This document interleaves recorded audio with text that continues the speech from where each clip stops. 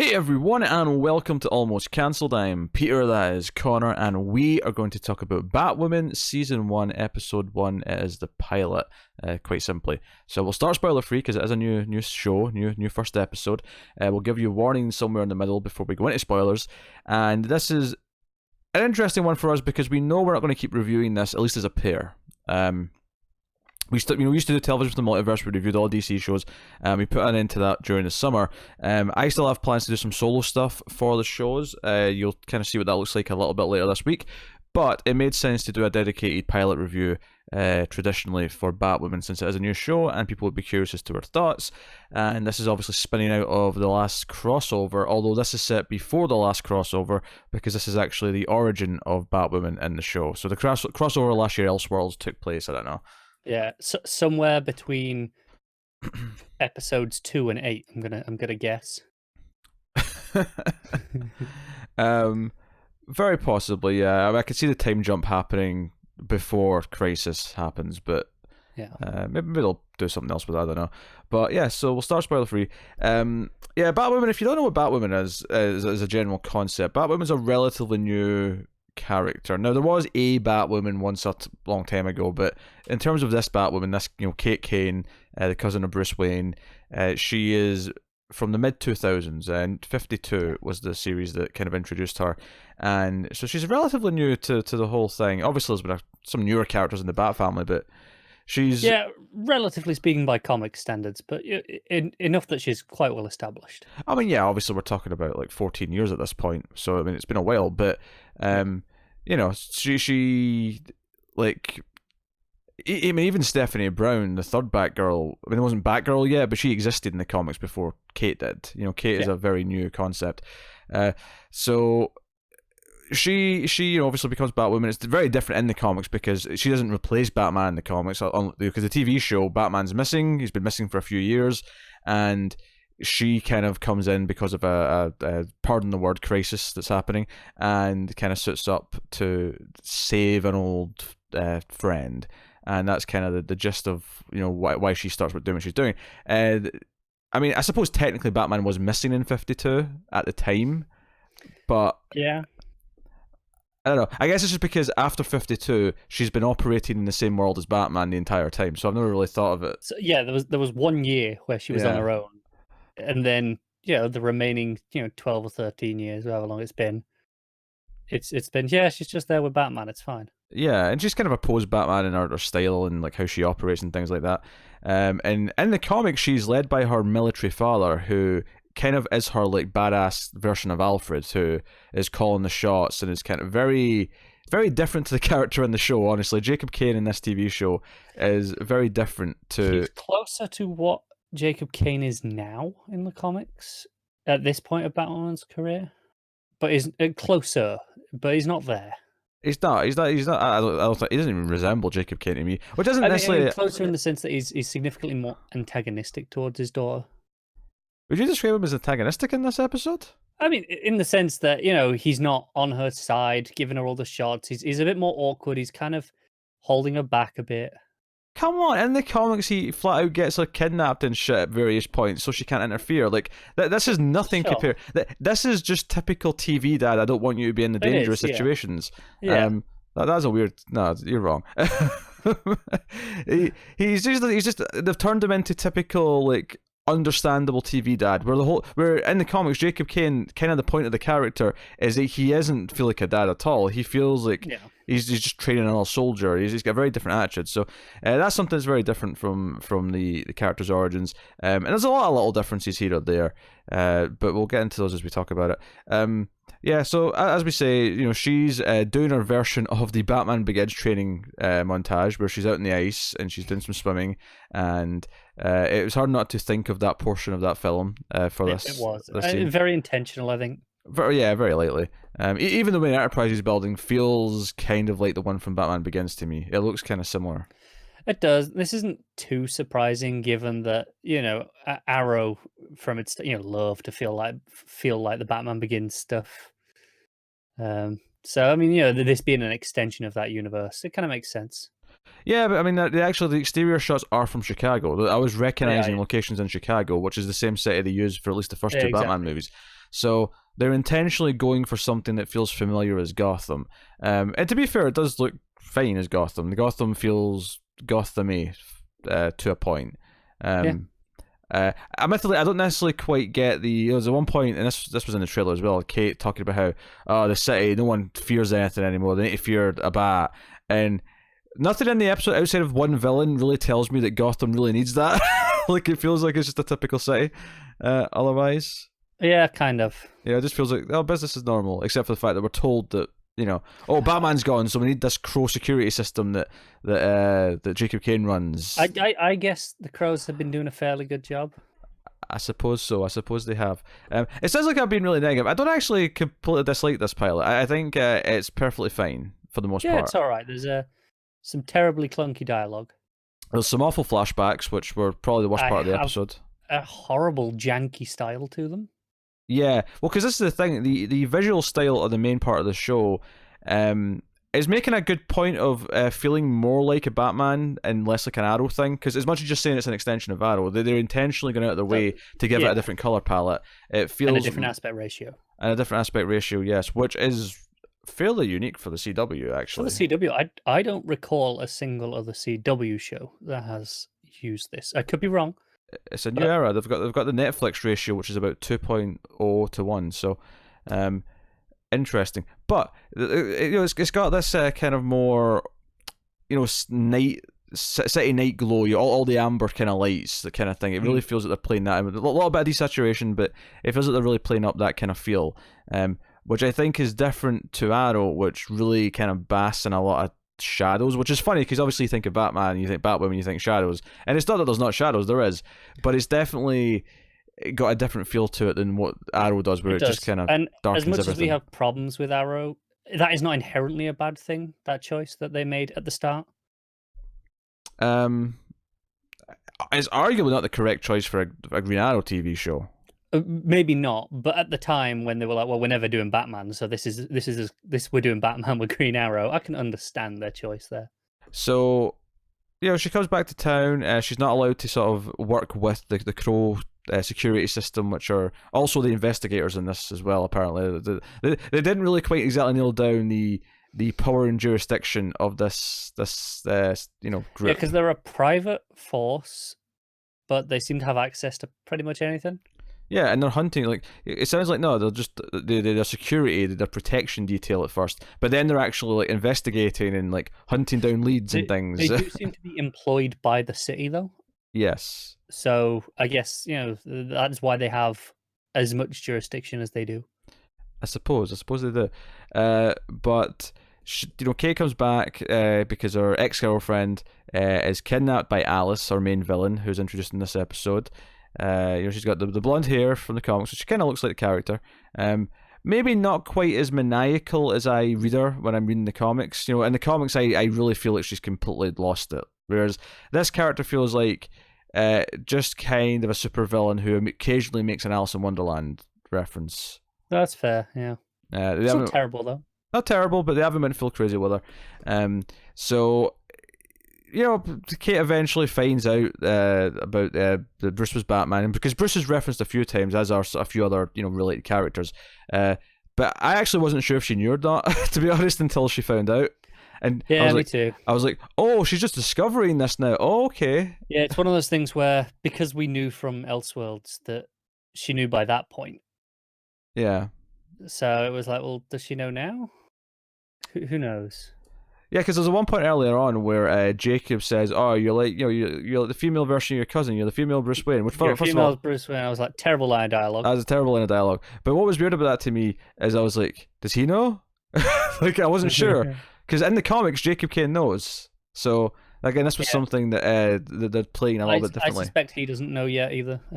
I mean, we could be wrong, but I don't think he does. No, I think the fact that she doesn't know basically confirmed to me that he does. I mean, they could tell us later that he does, but it doesn't seem like he does. Yeah, I don't think so. But I mean, that line was probably one of the worst 3 lines in the episode. It was, "Hey, people who are just tuning in, this is what this is. She's just Bruce Wayne. Just go with it." Yeah. Well, it was the same mistake they made to start of Supergirl, where they try and present her as just a female version of Superman, rather than actually give her any of her own kind of like, world or details or. I think what's amusing though is in this, this clearly shows she is a very different character than Bruce Wayne is. Yeah, but it's still doing the same thing that Supergirl did, though. It's still having her just be the woman Batman for Gotham. No, it is. But I just mean in the sense that she's the female Batman, sure, but I would not have said female Bruce Wayne. So it's a weird line of dialogue in that sense. Oh yeah, sure. She seems so different from Bruce Wayne, but the show is definitely handling her, at least so far, as she's becoming the bat, the bat person of Gotham, and therefore is kind of just, to the fact that she's got her cave that's under Wayne Enterprises. It looks kind of her Alfred now, or not? Look, I was second guessing myself. I almost said Lucius, but Lucius's son, Luke, who's there. And I had some palette problems where, like, his introduction, for example, felt really rushed. It felt really quick. He just kind of barges in and then, oh hey, I guess you know this stuff now.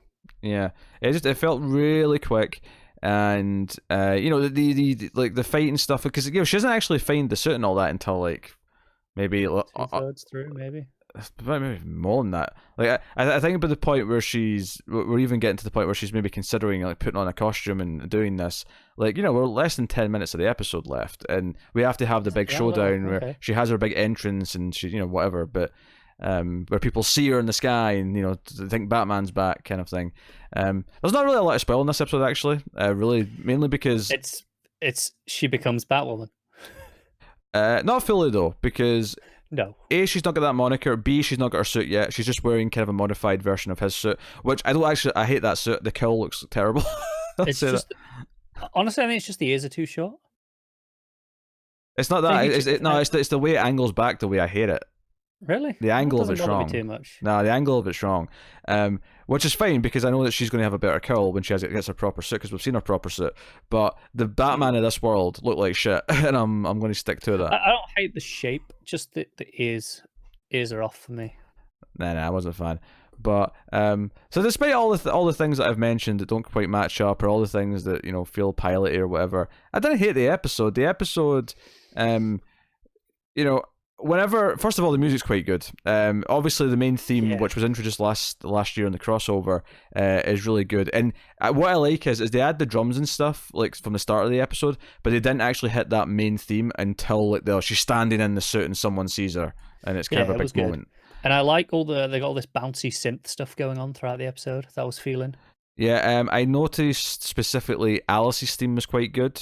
It had this kind of maniacal kind of gleefulness to it, which I thought was it stuck out to me. It stuck out to me as a nice little theme, which is good. I think that's a big part of these shows, and I think it's hard to judge one of these CW shows based on their pilots, because ultimately all of the interesting things that this show is probably going to do are going to be later. Many of which won't even be season 1, because we're going to be dealing with a lot. Because I'll tell you right now, the ex-girlfriend and the kind of love triangle that's set up by the end, like, this is by far the worst stuff in the episode. It is. It's the most CW stuff. Yeah, but when she's hunting down people en masse and she's fighting and she's punching and kicking, it works a little bit. This episode is perfectly fine. It's a decent introduction. The problem is with all of these CW shows is how does it hold up over a season? Because that's usually where they fall down, is the pacing. Things just start feeling off as it goes. Usually individual episodes, especially early on, are kind of okay. I feel like, because obviously they mentioned Arkham at one point, and there's like a Burnside orphanage, so that was a nice little name thrown in, Burnside. If you don't know Burnside. There's always tons of those in these shows, isn't there?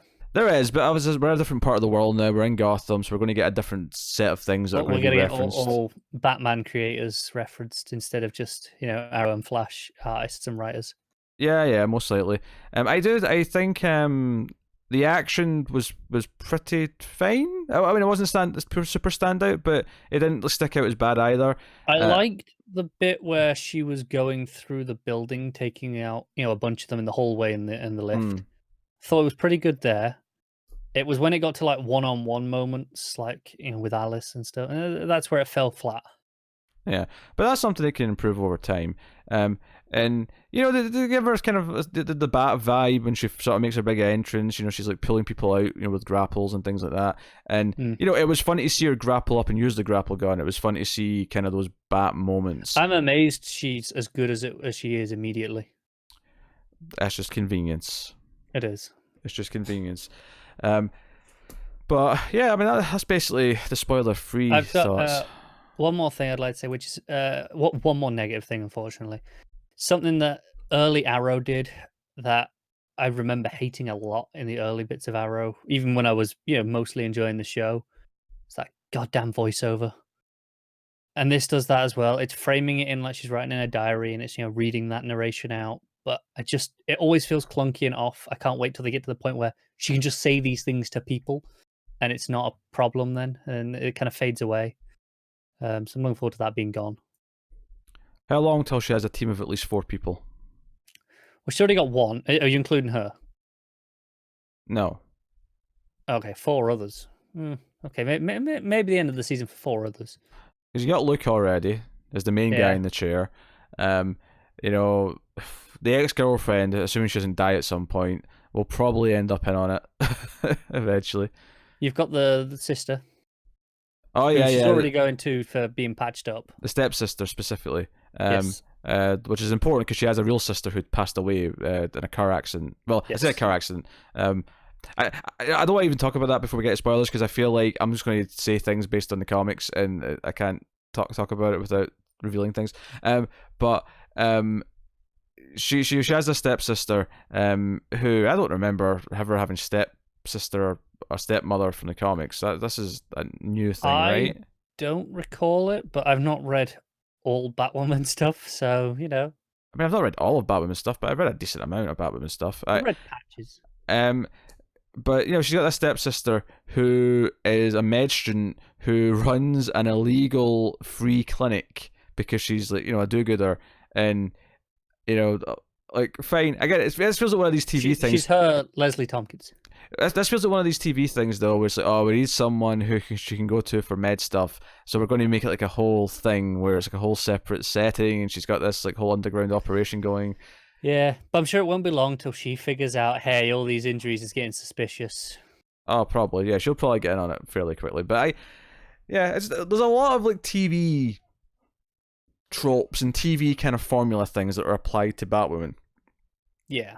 And even though technically the flashback stuff, where she's in the military academy or whatever, and her sexuality becomes a problem, it like, even though that's, I mean, I don't remember all the details because it's been a while since I've read that early stuff, but the gist of it is accurate to the comics and that this did happen in her past.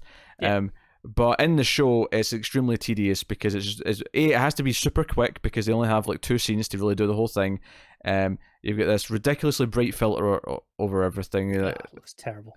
And you just have this kind of forced emotion because you have essentially one scene to set up that they're madly in love, and then one scene to kind of completely tear it apart. It's all gone, yeah. And there's just no way that you can do that in that time. Maybe some of the best writers ever can manage it, but it's a high bar. Usually, it takes a bit of time to establish, that you actually care, not just knowing you should care because of what it is. I mean, you can do it in 2 scenes. You can do it in 2 scenes, but they need to be 2 long scenes that take their time. Oh, sure. I mean, in this specific amount of time that we have here. So, so I'll give the spoiler warning. Full spoilers for the rest of the episode. Should there be any? And I mean, there's one big one at the end, which isn't a spoiler to us because we know it from the comics. But I'm actually kind of glad they did this early, even though it feels clunky to just throw it in the pilot. I'm glad that it's just out the way and I don't have to lie about it. No, I get that because a part of me is like, well, we can just say it, and I saw a headline last night before I watched this. The headline was Batwoman's villain is exactly who you think it is. And I went, cool. We've been saying that since the show was announced, so that's fine. It didn't bother me, and I'm glad that everyone's on the same page. But it should be who we think it is. It would be a problem if it wasn't. Exactly. Yeah. I'm disputing that headline. That's a stupid headline. Why is that journalism? I don't know. It's one of these recap articles, I'm sure.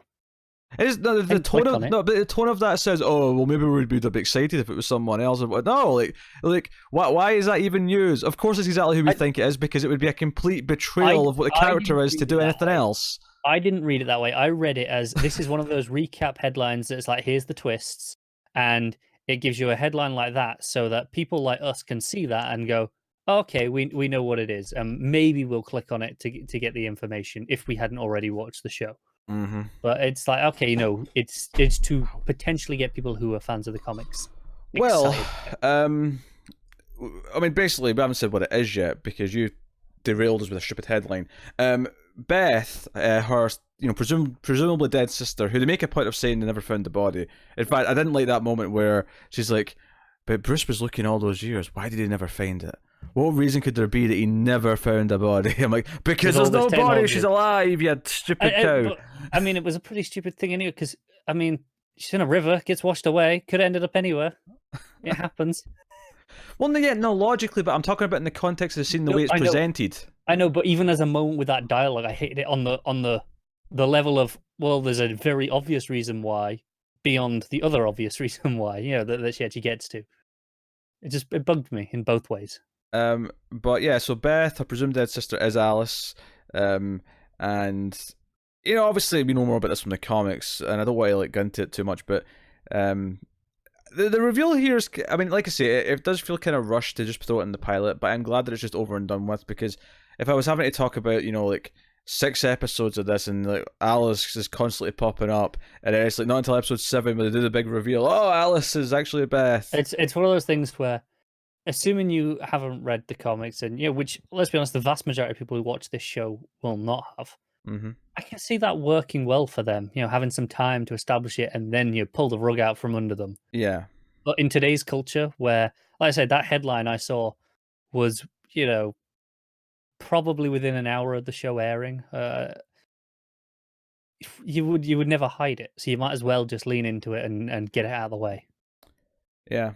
So they reveal that at the end, and that's, whatever, and she has her cheesy narration as she writes in the journal, and that's what it is. They introduce that her ex-girlfriend has a husband now, and it's this awkward kind of love triangle moment, and this is this is the sort of thing that, after years of watching these shows, I'm just like, okay, here we go. Yeah. Because it's never compelling in these shows. They never do relationships that, like, or at least rarely they do relationships where you give a shit about the actual pairing, where you give a shit about the outcome. How many in these superhero shows would you say you have given a shit about? The CW ones. The CW ones.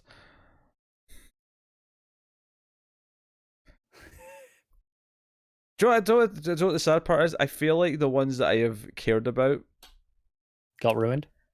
No. Stop trying to predict what I'm going to say.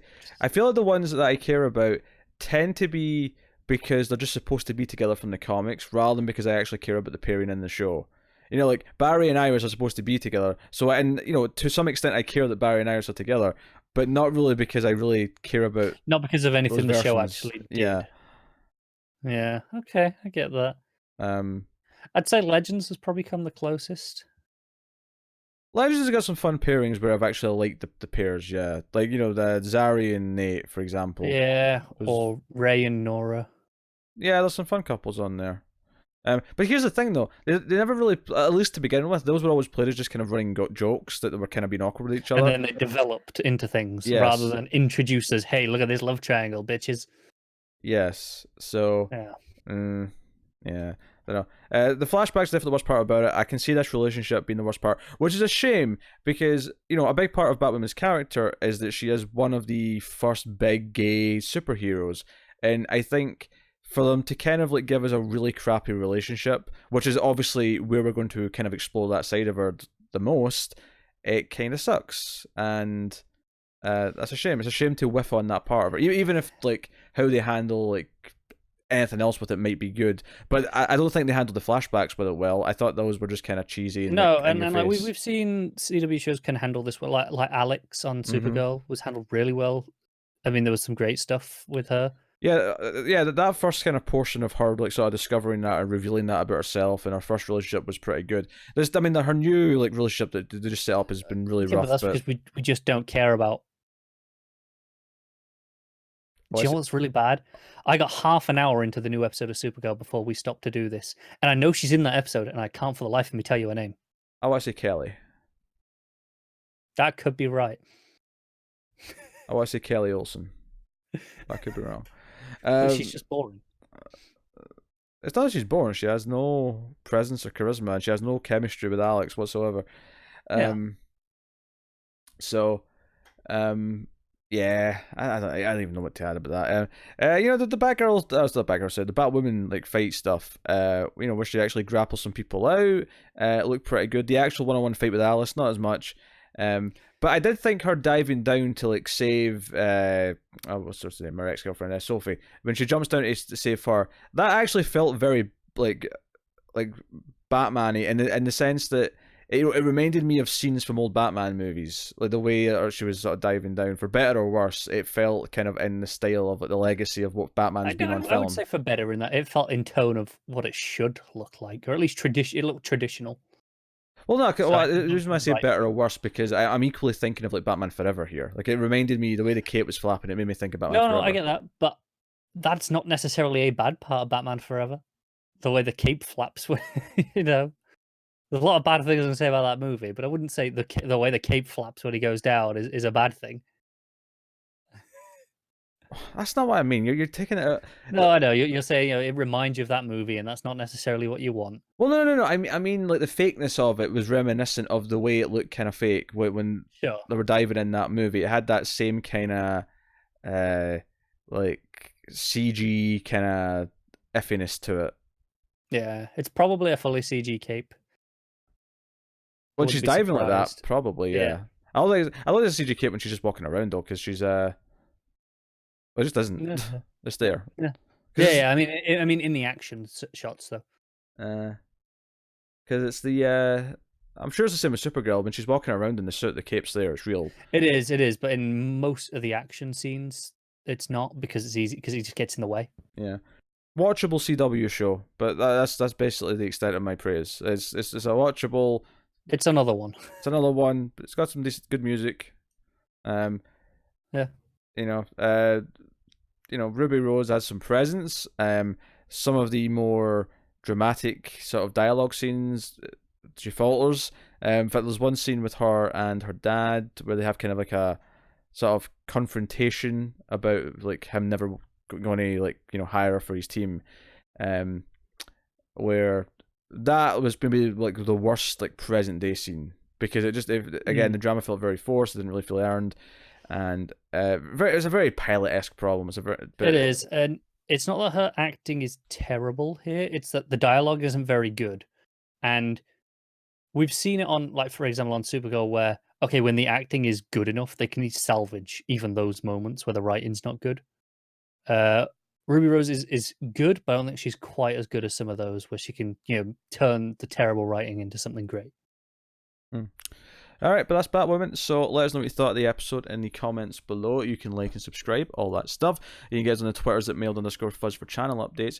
If you want to support the show and the channel and everything we do here, you can head over to patreon.com/mailfuzztv, where you can support us for as little as $1 per month, and you can get some bonuses and exclusives and all sorts. But otherwise, that is us. So thank you once again for watching or listening. We always appreciate it. Keep watching TV, guys. Have you got any vanilla?